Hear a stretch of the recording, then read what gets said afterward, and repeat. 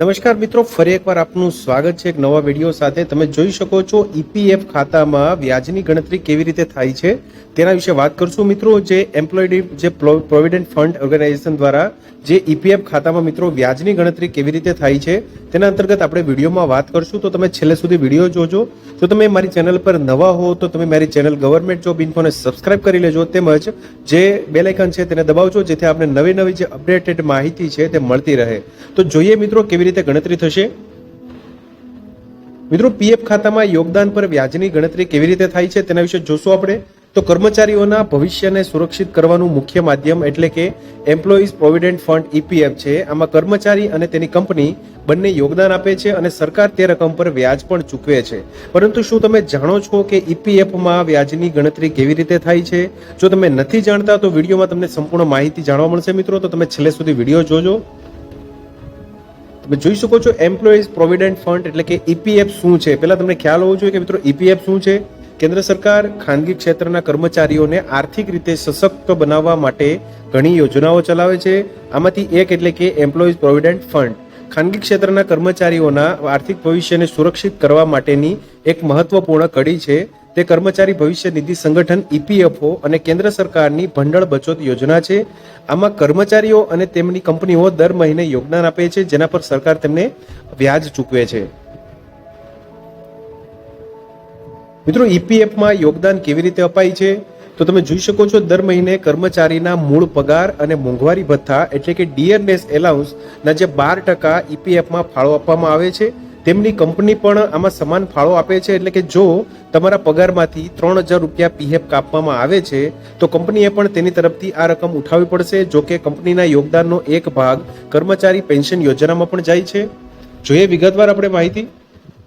ધારો કે એક કર્મચારી છે મિત્રો, અહીંયા એક ઉદાહરણ લઈએ છીએ આપણે કે એક કર્મચારી છે તે ખાનગી ક્ષેત્રમાં કામ કરે છે। તેનો મૂળ પગાર અને મોંઘવારી ભથ્થું એટલે કે મોંઘવારી ભથ્થું મળીને કુલ પગાર એનો 15000 રૂપિયા પ્રતિ માસ છે। સરકાર દર ક્વાર્ટરમાં ઈપીએફ પરના વ્યાજ દરોની સમીક્ષા કરે છે અને હાલમાં જે વ્યાજ દર છે ઈપીએફ પર તે 8.25% છે। તે સમયાંતરે ચેન્જ થતો રહે છે। હવે જે માસિક 15000 રૂપિયા છે મિત્રો, તેના 12% લેખે 1800 રૂપિયા થાય છે। મતલબ કે દર મહિને તે કર્મચારીના પગારમાંથી 1800 રૂપિયા કાપીને ઈપીએફમાં જમા કરવામાં આવશે। કંપની ઈપીએફમાં માત્ર 3.67% ફાળો આપે છે, જે લગભગ 550 જેટલી રકમ થાય છે। બાકીના 8.33% એટલે કે 1250 રૂપિયા છે તે એમ્પ્લોયી પેન્શન સ્કીમ એટલે કે ઈપીએસમાં જાય છે। એટલે કે કંપની છે તે 8.33% જે ઈપીએફએસમાં જમા કરાવશે, તેમજ 3.67%નો જે ફાળો છે અહીંયા ઉદાહરણમાં 550 રૂપિયા જેટલી રકમ જે ખાતામાં જમા કરાવશે। આ મુજબ મિત્રો કંપની અને તે કર્મચારીનું એક મહિના માટે કુલ ઈપીએફમાં યોગદાન 1800 પ્લસ 550 રૂપિયા છે, એટલે કે કુલ થશે 2350 રૂપિયા।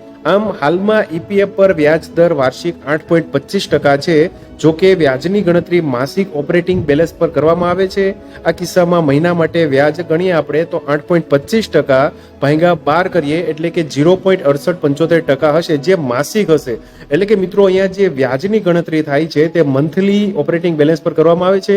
મંથલી અહીંયા જે વ્યાજ તમને તમારું મળશે જે 0.6875% છે મળવાપાત્ર થશે તમને અહીંયા। તમે જોઈ શકો છો અહીંયા હવે પ્રથમ મહિના માટે ઈપીએફ પર કોઈ વ્યાજ દર આપને મળવાપાત્ર થશે નહીં, કારણ કે ઓપરેટિંગ જે મંથલી ઓપરેટિંગ બેલેન્સ છે તે અહીંયા શૂન્ય હશે।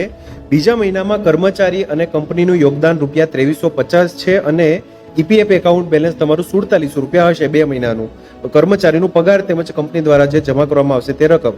હવે આ મહિનામાં વ્યાજની ગણતરી કરવા માટે આપણે ઈપીએફ બેલેન્સને માસિક વ્યાજના દરથી ગુણાકાર કરવાની જરૂર પડે છે।